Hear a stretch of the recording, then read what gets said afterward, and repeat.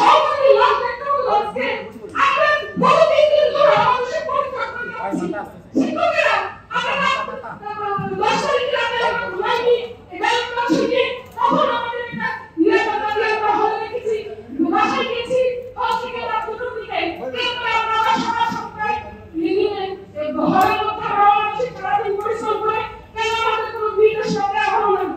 ঝামেলা বলা হয়েছে যে মেশিনের মাধ্যমে ভোট কাউন্টিং করা হবে আপনাদের কোনো অবস্থা হবে না হ্যাঁ যেতে পারবেন তাড়াতাড়ি যেতে হবে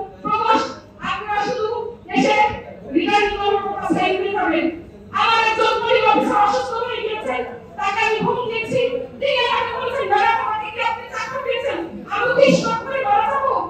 আমার পুলিশ অফিসার না আসলে আমি লক্ষ্য দিলে তাহলে কাউন্টিং শুরু করতে পারবো না আমি আর কাউকে সহকর্মীকে অসুস্থ দেখতে চাই তারা বলে বললেন সহকর্মী কাজে অসুস্থ হয়ে গেছে তার সহকর্মী কিন্তু তিনি কাজে অফিসার তাহলে কাউন্টিং কে করবে এইভাবে যদি কাউন্টিং হয় আর 3 দিন লাগবে শিক্ষকের কি করবেন তাড়াতাড়ি দে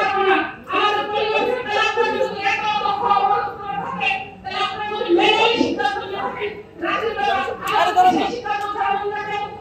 খুশা হলে কাউন্টিং হলো না 21 টা মানে একটা বড় হলে 21 টা বড় একসাথে কাউন্টিং শুরু করার পর রাত 10টায়